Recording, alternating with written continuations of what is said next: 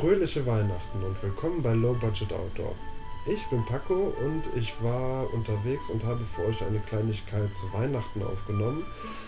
Allerdings hatte Murphy da einen guten oder einen schlechten Tag, ich weiß es nicht genau. Auf jeden Fall ist einiges schief gelaufen. Für diejenigen, die Murphy nicht kennen, das kommt von Murphy's Law oder Murphys Gesetz, das grob runtergebrochen besagt, das, was schiefgehen kann, wird auch schiefgehen. Ja, so an diesem Tage. Denn als erstes, es hat den ganzen Tag geregnet. Problem ist, ich hatte keinen anderen Tag Zeit und deswegen musste es dieser Tag sein. Allerdings kann das einen echten Bushcrafter ja nicht erschüttern. Deswegen bin ich trotzdem losgegangen. Schnell noch einen Regenschutz für die Kamera eingepackt. Problem ist nur, es war für den Ton nicht besonders gut, weil auf die Folie tropft natürlich die ganze Zeit der Regen und das ist dann lauter als das, was ich erzähle. Ich dachte mir aber, jo, ist ja kein Problem, weil du nimmst den Ton ja wieder separat auf.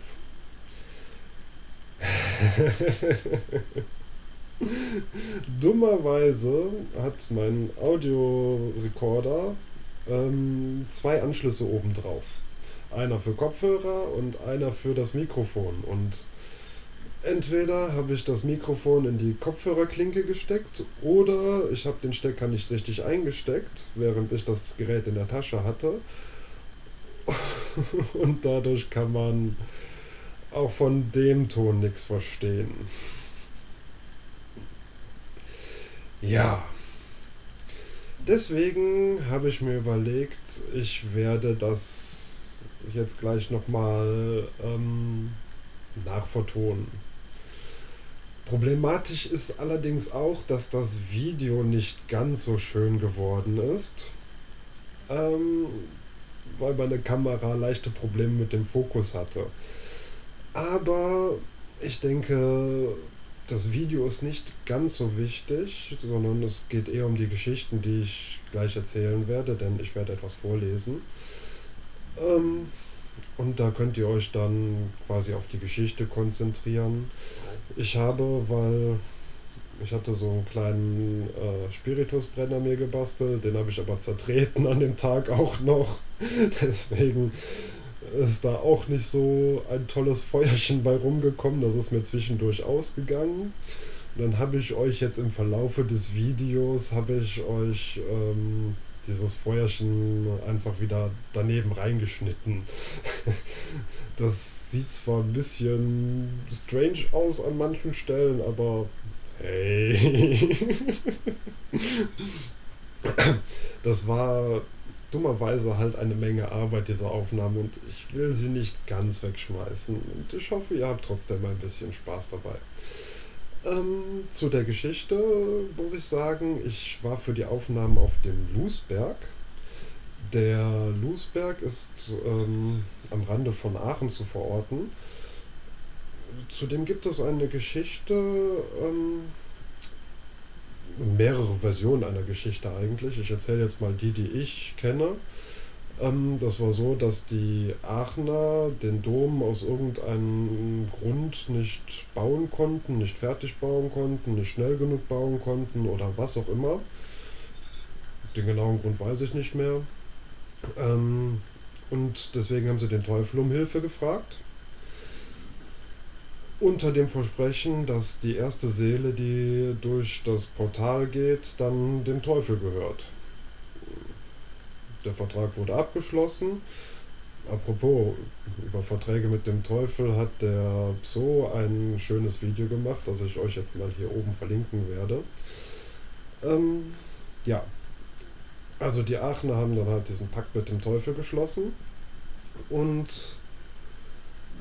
haben dann nach Fertigstellung des Doms aber den Teufel um diese Seele betrogen, indem sie als erstes einen Wolf durch das Portal geschickt haben. Der Teufel, der war dann so erbost darüber, dass er zum Meer gelaufen ist und hat ganz viel Sand geholt. Und auf dem Rückweg ist er dann mit seinem Sack, konnte Aachen nicht mehr finden und ist aber dann einer alten Frau begegnet und hat sie dann gefragt. Die alte Dame hat aber an den Hufen erkannt, dass es sich um den Teufel handelt und hat auf ihre alten Schuhe gezeigt und hat gesagt, hier, siehst du meine Schuhe? Die waren niegelnagelneu, als ich von Aachen losgelaufen bin. So weit ist Aachen entfernt. Und da ist der Teufel ganz wütend geworden und ausgerastet, hat den Sand hingekippt und ist von dannen gegangen. Und dieser Berg von Sand, womit er Aachen eigentlich zuschütten wollte, das ist heute angeblich der Losberg. Und ich habe auch irgendwo noch ein Foto von der Skulptur mit der alten Dame und dem Teufel, die am Eingang des Lusberges steht. Das blende ich euch jetzt auch mal ein.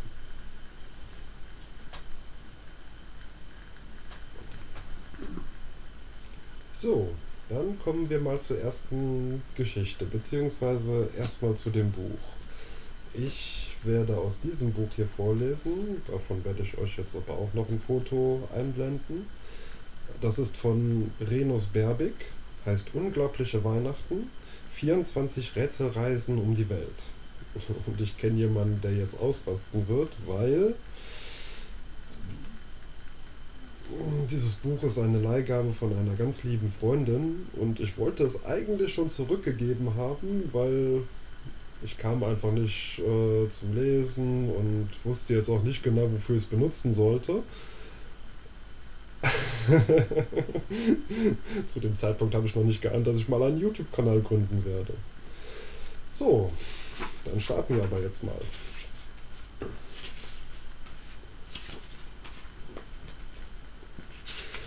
Die Grafiken werde ich euch nicht einblenden, weil ich keine Rechte daran habe. Die Vorgeschichte wird hauptsächlich von einem Esel erzählt, aber zwischendurch springt auch mal ein Ochse ein. Die beiden sind auf dem Dachboden ein Gestell am Drehen, was im Prinzip die ganze Technik in dem Haus der Engel aufrecht erhält. Das ist eigentlich ganz witzig. Ja, die Vorgeschichte.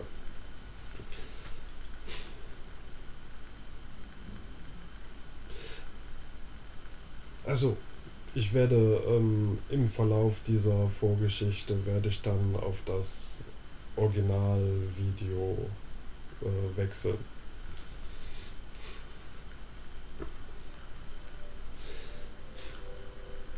Es ist etwas wirklich Dummes passiert. Der Weihnachtsmann hat seinen Terminkalender verloren.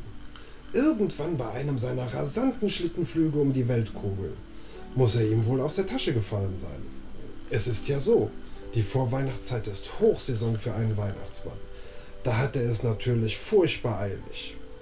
Und wenn man sich in 10.000 Metern Höhe bei Eiswind und doppelter Sternschnuppengeschwindigkeit etwas zu scharf in die Kurve legt, kann so etwas schon mal passieren. Das Blöde ist nur, da steht die gesamte Planung drin. Alles, wer, was, wann und wo. Alles komplett. Die ganzen Termine. Von der ganzen Welt. Weihnachten ist schließlich eine internationale Angelegenheit. Gar nicht auszudenken, was geschehe, wenn der Weihnachtsmann da irgendetwas durcheinander bringen würde. Also hat er jemanden losgeschickt, der die ganzen Einzelheiten in mühsamer Kleinarbeit wieder zusammenträgt. Dass er damit allerdings ausgerechnet das Rentier Helge beauftragt hat. Ich weiß ja nicht. Ausgerechnet Helge. Dieser Hirsch ist nämlich nicht besonders zuverlässig. Im Gegenteil, der Kerl hat eine blühende Fantasie. Er erzählt manchmal Geschichten, die sind frei erfunden. Schnell ist er schon. Wahrscheinlich sogar das schnellste von allen Schlittentieren. Einmal um die ganze Welt. Da saust er im Huf umdrehen. Er ist sogar so schnell, dass er manchmal selber nicht mehr weiß, wo er hingeflogen ist. Zum Glück hat der Weihnachtsmann ihm den großen Atlas mitgegeben, damit er sich nicht verirrt. Wenn Helge dann rausbekommen hat, wie in einem Land Weihnachten gefeiert wird, soll er den Bericht gleich an die Zentrale schicken, damit die Engel Bescheid wissen und alles richtig vorbereiten können. Diese Verwaltungsengel. Die haben ja keinen Schimmer.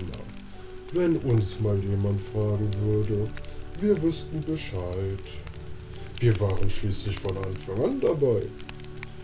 Schon lange vor dem Weihnachtsmann. Seitdem halten wir den ganzen Laden hier am Laufen.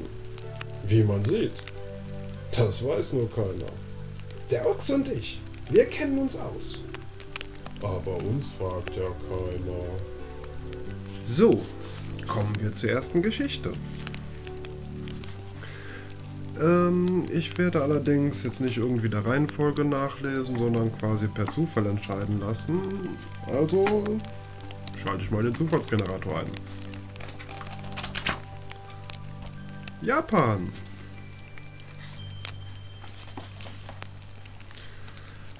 Moshi Moshi, hier ist Helge Rentier. Ist da die Weihnachtsmannzentrale? Könnt ihr mich hören? Ich rufe aus Japan an, aus der Hauptstadt Tokio. Hier ist alles ziemlich eng. Ein riesiges Haus am anderen. Ich wusste überhaupt nicht, wo ich landen sollte. Ich musste erst ein paar Runden drehen über der Stadt. Dann fand ich endlich einen Golfplatz auf dem Dach eines Wolkenkratzers. Da ging es dann ganz gut. Die Japaner spielen tatsächlich Golf hier. Von einem Hochhaus zum anderen. Not macht wohl erfinderisch. Ich musste das natürlich auch gleich ausprobieren. Aber ich habe leider nur eine Scheibe im Hochhaus gegenüber eingeschossen. War ein bisschen peinlich. Aber eins sage ich euch, liebe Engel. Weihnachten ist hier kaum was los. Hier brauchen wir nicht extra hinfliegen. Ich habe überall herumgefragt. Es gibt zwar in den Geschäften den üblichen Weihnachtsschmuck und den ganzen anderen Christmas-Kram zu kaufen, aber das läuft eher so nebenbei. Am 24. gehen alle zur Arbeit oder in die Schule, wie an jedem anderen Tag auch. Die Armen, die wissen gar nicht, was sie verpassen. Die ganze schöne Weihnachtsvorfreude und so. Aber dann habe ich etwas herausgefunden. Es gibt hier nämlich doch so eine Art Weihnachtstradition. Am Abend des 24. Dezember essen viele Japaner Erdbeertörtchen. Wer keine Erdbeertörtchen mag, für den gibt es auch Buttercremetorte oder Schwarzwälder Kirsch oder irgendeinen anderen Kuchen mit Sahne obendrauf. Alles tief verschneit mit Puderzucker. Lecker! Vielleicht sollten wir das auch mal woanders einführen. Wäre doch mal eine Abwechslung. Allerdings stelle ich mir das etwas schwierig vor, so eine Torte mit Stäbchen zu essen. Vielleicht lassen wir das doch lieber. Würde sich wahrscheinlich nicht durchsetzen. Also, das war's aus Japan. Alles Torte dort. Ich melde mich dann morgen wieder. Itekimasu, Helge.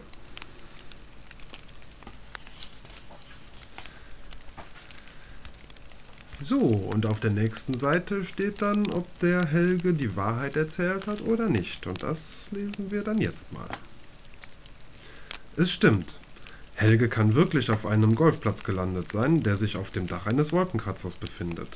Davon gibt es in Tokio, der japanischen Hauptstadt, sogar mehrere. Auch ist es richtig, dass in Japan Weihnachten normalerweise nicht gefeiert wird, da dort nur wenig Christen leben. Trotzdem hat sich seit einiger Zeit die kuriose Tradition herausgebildet, am 24. Dezember zusammen mit Freunden oder der Familie Weihnachtstorte zu essen. In den Konditoreien und großen Kaufhäusern werden kunstvoll verzierte Torten angeboten, die sogar für japanische Verhältnisse ziemlich teuer sind. Dass die Japaner diese Torten jedoch wie üblich mit Stäbchen essen, ist allerdings eher unwahrscheinlich. Oh, und der Zufallsgenerator läuft wieder. Island.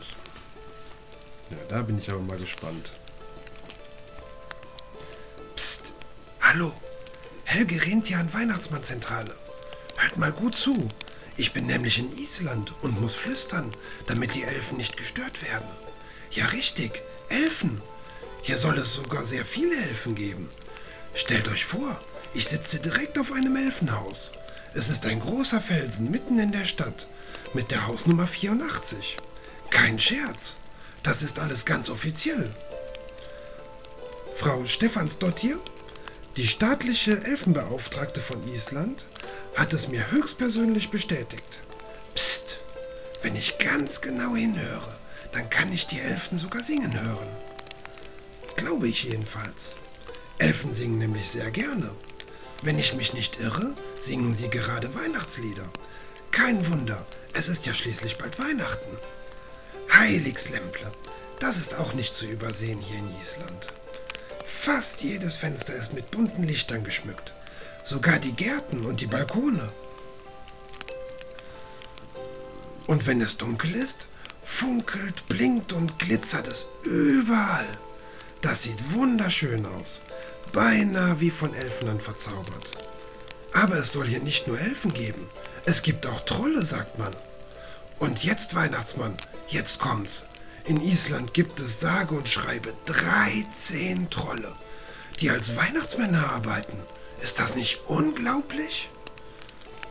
Ich habe alles genau recherchiert. Sie werden Jólasveinar genannt. Weihnachtsgesellen. Erst habe ich gedacht, die kommen alle gleichzeitig und drücken sich am Heiligen Abend die Klinke in die Hand. Man ist ja einiges gewohnt an Weihnachten. Aber spätestens nach dem 5. Gesellen hätten die Leute wahrscheinlich die Nase voll von den vielen Weihnachtsmännern.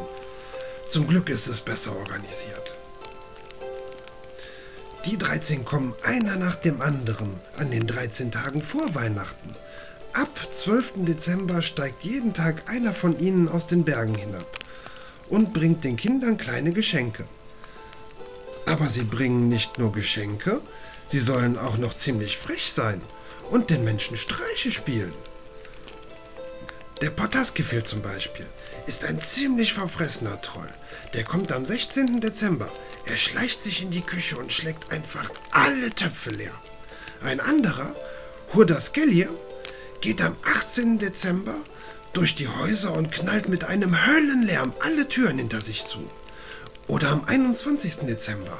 Wer da aus dem Fenster schaut, braucht sich nicht zu wundern, wenn er plötzlich einen Weihnachtsmann entdeckt, der sich an der Scheibe die Nase platt drückt. Keine Angst, das ist bloß Glugagögir. Der glotzt den Leuten mit Vorliebe in die gute Stube und jagt ihnen so einen Schrecken ein. Wenn man Glück hat, dann kann man in diesen Tagen in Island auch Jólaköttur, die Weihnachtskatze, sehen. Die begleitet die Weihnachtsgesellen manchmal. Wer genau hinschaut, kann sie an ihrem feierlichen Lächeln erkennen. Also dann, Bless ok Gledilek Jol, wie der Isländer sagt. Euer Helge. Na, dann schauen wir mal, ob das so wahr war. Wobei, in Island weiß ich, dass sehr an Elfen und Trolle geglaubt wird. So, aber zur Geschichte. Doch, Helge hat recht. In Island kommen an den 13 Tagen vor Weihnachten nacheinander die 13 Jólasveinar. Das ist auch der Grund, warum man in Island Adventskalender mit nur 13 Türen finden kann. Nach Weihnachten verschwinden die Weihnachtsgesellen wieder in die Berge. Dort wohnt auch die Weihnachtskatze das ganze Jahr über. Ob in Island wirklich Elfen leben, darüber gibt es unterschiedliche Ansichten. Das Elfenheim jedenfalls, der Felsen mit der Hausnummer 84, auf dem Helge gelandet ist, das gibt es. Es befindet sich in der Hauptstraße der isländischen Stadt Grundarfjörður. Und Frau Stephansdottir, ich hoffe immer noch, ich habe den Namen richtig ausgesprochen, die sogenannte Elfenbeauftragte von Island, die gibt es auch. Sie zeichnet für das Bauamt in der Hauptstadt Reykjavik in Karten und Stadtpläne alle Stellen ein, von denen es heißt, dass dort Elfen und andere zauberhafte Naturwesen wohnen. Da darf dann nicht gebaut werden.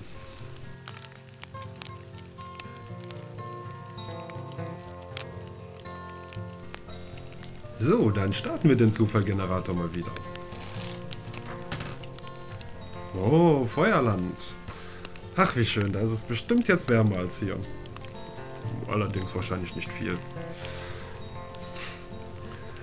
Heißer ihr Engel! Dies ist der Originalbericht von Helge Rentier, dem Sonderbeauftragten des Weihnachtsmanns aus Chile. Ich befinde mich ganz im Süden, in einem Teil des Landes, der Feuerland heißt. Dieser Name kommt nicht von ungefähr, denn hier hat der gekonnte Umgang mit dem Feuer eine lange Tradition. Die berühmtesten Feuerschlucker kommen aus Feuerland.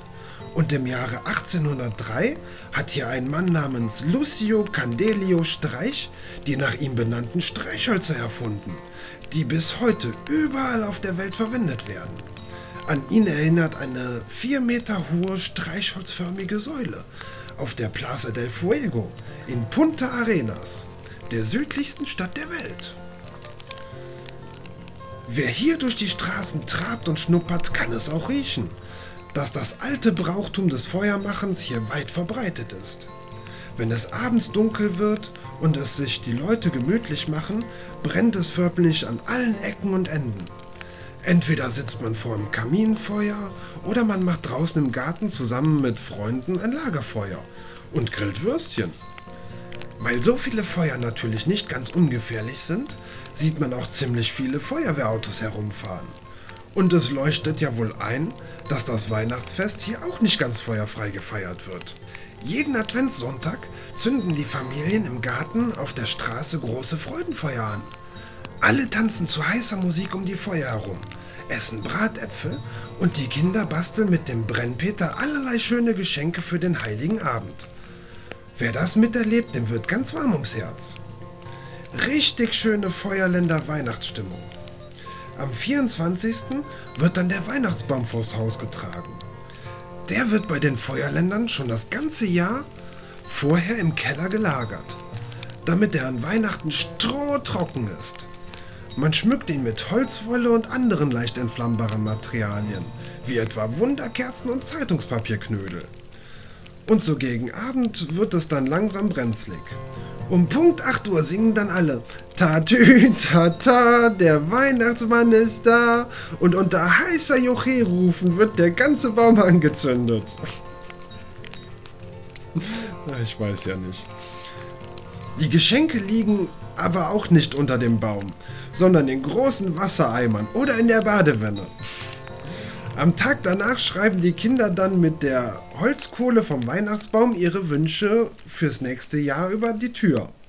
Das ist auch ein uralter Brauch. So, das war's eigentlich im Wesentlichen. Halt, eins noch, ganz wichtig für die Kostümabteilung.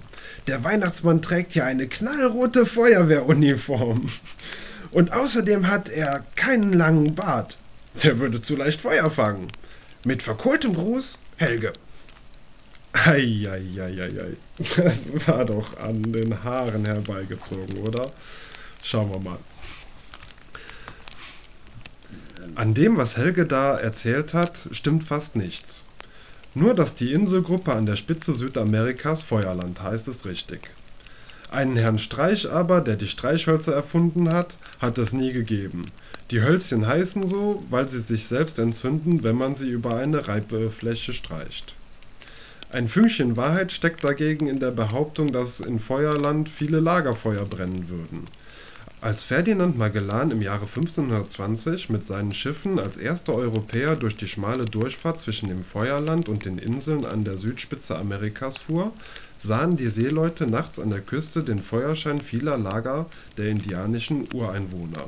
Der Anblick beeindruckte Magellan so, dass er die Inseln Feuerland nannte. Weihnachten wird in Feuerland mit einem großen Familienfest gefeiert. Eine besondere Bedeutung haben die liebevoll gestalteten Krippen, die man überall in den Häusern und auf öffentlichen Plätzen finden kann.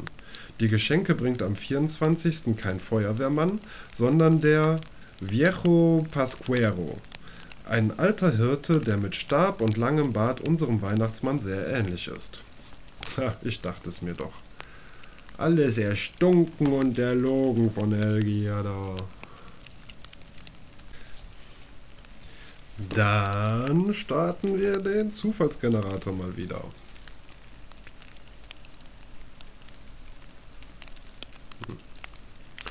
Kommen wir zur nächsten Geschichte. Kleinasien.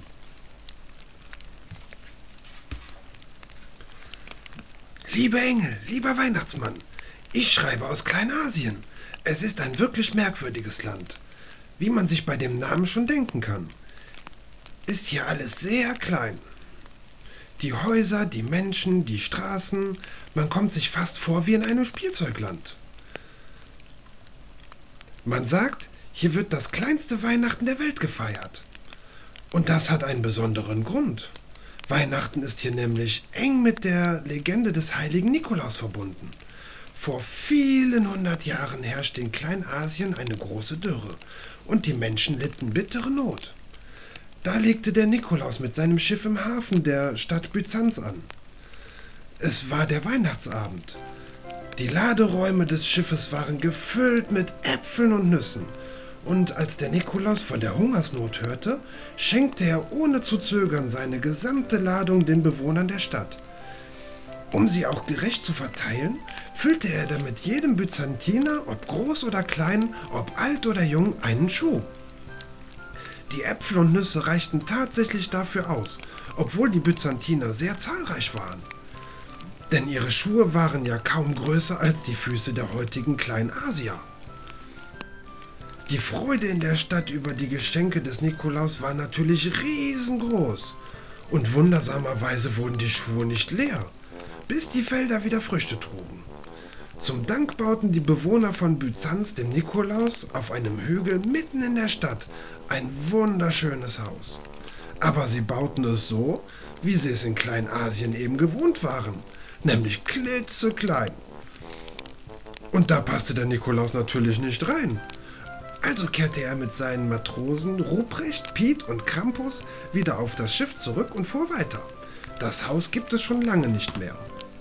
Aber der Hügel, auf dem es stand, heißt immer noch Bischofshügel. Die Menschen waren natürlich traurig, dass der Nikolaus nicht bei ihnen in der Stadt bleiben wollte. Um die Erinnerung an seine Wohltaten im Lande aber trotzdem wachzuhalten, erfanden die Byzantiner dafür den Schokoladen-Nikolaus. Und zwar in voller kleinasiatischer Lebensgröße. So wie wir ihn heute noch kennen. Tja, ich würde mal zusammenfassend sagen, hier dürfen wir nicht zu groß auftreten. Also dann, Gülle Gülle aus Kleinasien. Euer Helge. Na, das klang doch wieder mal wie an den Haaren herbeigezogen. Dann schauen wir doch mal. Da hat Helge sich ja eine schöne Geschichte ausgedacht. Das allermeiste davon ist frei erfunden. Der Name Kleinasien hat natürlich nichts mit der Größe der Häuser oder der Menschen zu tun, die dort leben. Es ist eine alte geografische Bezeichnung für das Gebiet, das in etwa die heutige Türkei umfasst. Heute leben dort vor allem Muslime, die ihre eigenen islamischen Feste feiern. Schokoladen-Nikoläuse sind dort deshalb unbekannt. Der heilige Nikolaus hat aber tatsächlich in Kleinasien gelebt, und zwar vor ungefähr 1700 Jahren als Bischof der Stadt Myra, nicht weit vom heutigen Antalya in der Türkei. In zahlreichen Legenden wurden ihm über die Jahrhunderte große Wundertaten zugeschrieben. So gibt es auch eine Geschichte, in der er eine Hungersnot mit einer Schiffsladung von Getreide linderte, die eigentlich dem Kaiser gehörte. Obwohl er alles Getreide an die hungernden Menschen verteilen ließ, waren die Laderäume des Schiffes, als er schließlich beim Kaiser ankam, wieder so voll wie zuvor. Ruprecht, Piet und Krampus waren natürlich keine Matrosen. Es sind nur unterschiedliche Namen, die der heutige Begleiter des Nikolaus in verschiedenen Gebieten trägt. War ja klar. So, dann kommen wir zur letzten Geschichte.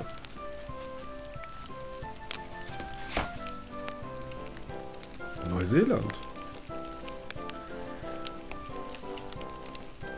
Hallo Weihnachtsmann. Ich bin jetzt in Schafsland.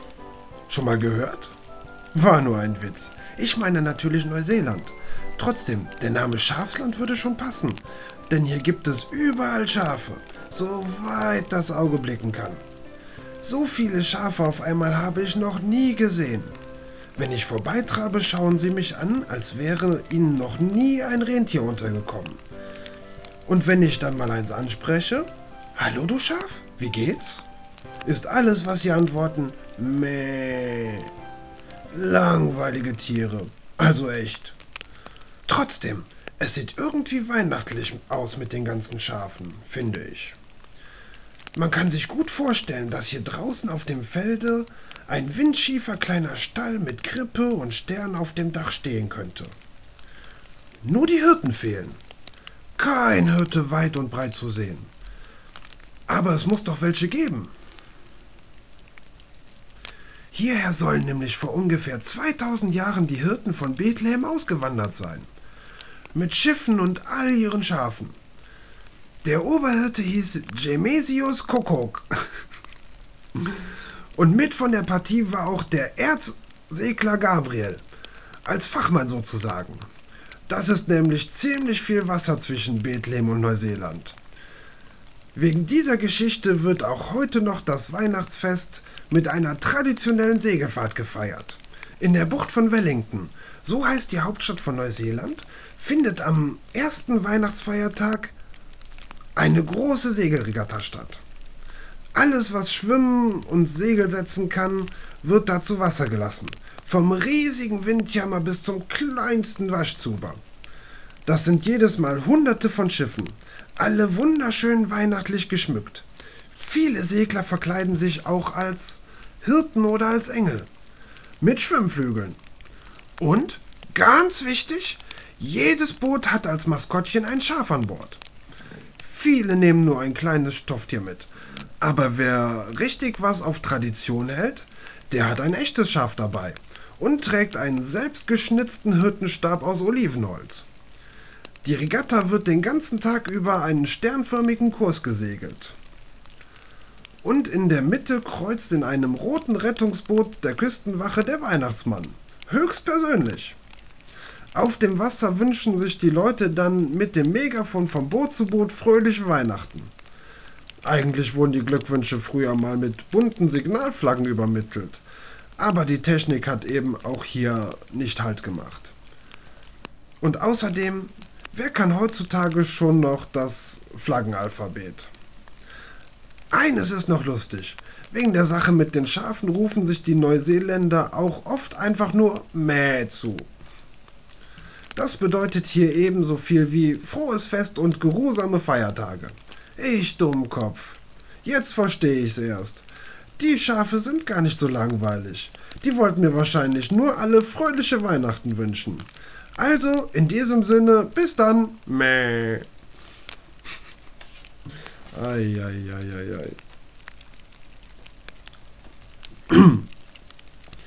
Oh nein, dieser Helge. Was der sich aber auch immer ausdenkt. Wahrscheinlich war ihm der Weg nach Neuseeland einfach zu weit. Denn von Europa aus gesehen liegt Neuseeland am anderen Ende der Welt. Dass es dort viele Schafe gibt, stimmt. Die wurden aber erst von den Siedlern mitgebracht, die im 18. und 19. Jahrhundert von Europa nach Neuseeland auswanderten. Die Hirten von Bethlehem vor 2000 Jahren wussten noch nicht einmal, dass es Neuseeland gibt. Die ersten Menschen, die aus der alten Welt kamen und ihren Fuß auf neuseeländischen Boden setzten, waren im 18. Jahrhundert der englische Kapitän James Cook und seine Mannschaft. Die Maori, die neuseeländischen Ureinwohner, lebten da allerdings schon lange auf der Insel. Sie hatten Neuseeland bereits 500 Jahre früher von Polynesien aus besiedelt. Segeln ist in Neuseeland tatsächlich so etwas wie ein Volkssport, aber das weihnachtliche Sternsegeln hat sich Helge nur ausgedacht. An Weihnachten isst man in Neuseeland Truthahnbraten und Santa Claus bringt mit seinem Schlitten die Geschenke zu den Kindern, bei hochsommerlichen Temperaturen, da Neuseeland ebenso wie Argentinien auf der Südhalbkugel der Erde liegt. So, das war's dann von mir. Ich hoffe, euch hat meine kleine Geschichtsstunde gefallen. Und jetzt wünsche ich euch und euren Lieben eine frohe und besinnliche Weihnachtszeit. Lasst euch nicht reich, wenn dann sinnvoll beschenken. Und denkt dran, die Kleinigkeiten, die zeigen, dass jemand an euch denkt, sind viel mehr wert als irgendwelche teuren Sachen.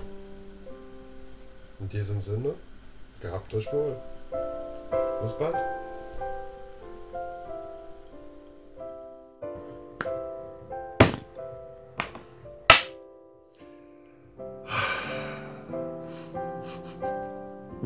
Das sieht witzig aus. Aber Das Wichtige daran ist ja eigentlich die Geschichten, die ich euch gleich vorlesen werde. Das hätte ich jetzt auch noch anders sagen können. Und ich melde mich, weil... Nein. Willkommen bei Low Budget Paco.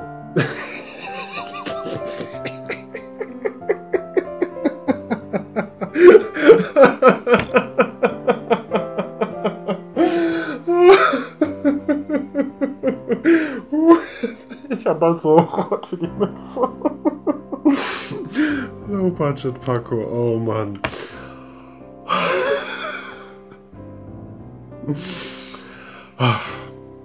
Schön. Und weswegen ich mich melde... Nein.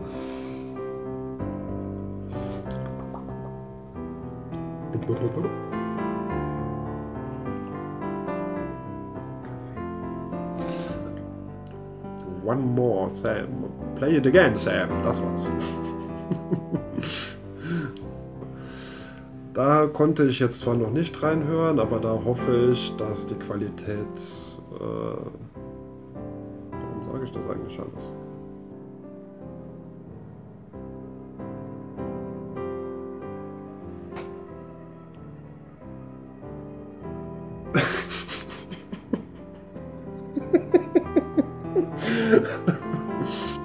Ich habe gerade probiert, da oben ist bei dem Display ist der rote Punkt und wenn der blinkt, und da sehe ich die auf der Mütze nicht.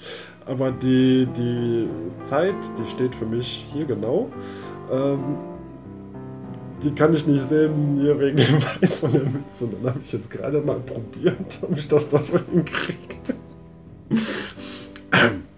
Ich bin ein bisschen albern.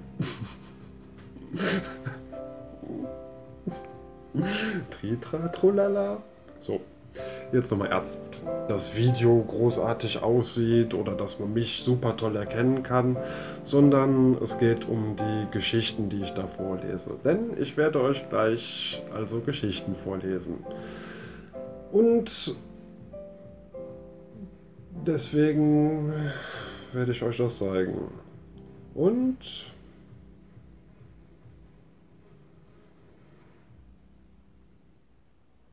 verdammt, was wollte ich schon sagen?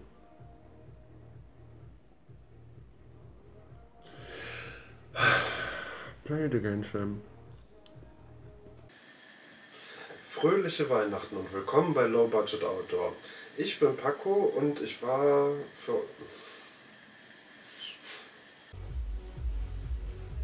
Einmal für euch reicht. Allerdings ist das auch etwas unschön für den Ton von der Kamera gewesen, weil ich habe dann eine Plastikplane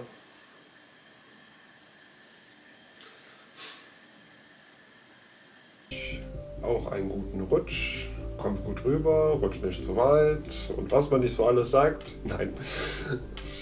Ich möchte natürlich, dass ihr wirklich gut rüberkommt. Was quatschst du hier eigentlich für einen Blödsinn, Junge?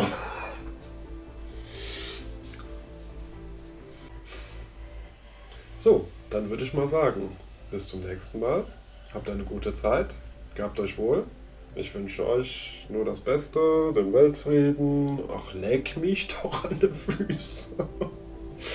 Ich darf nicht am Tisch wackeln, weil dann wackelt das Handy, das geht nicht.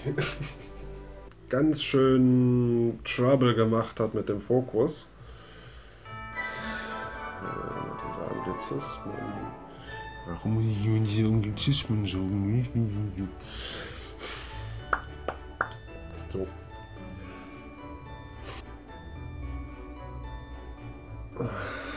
Das mit dem Verabschieden, das musst du nicht noch üben. Mann. Bimmelimmelim, bimmelimmelim. Falsche Jahreszeit. Falsche Jahreszeit. Ganz falsche Jahreszeit. 12. Das ist gar nicht so lange her.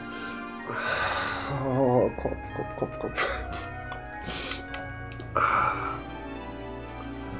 Ja, ADHS macht die Welt bunter. Oh, ein Eichhörnchen. Egal. Ah.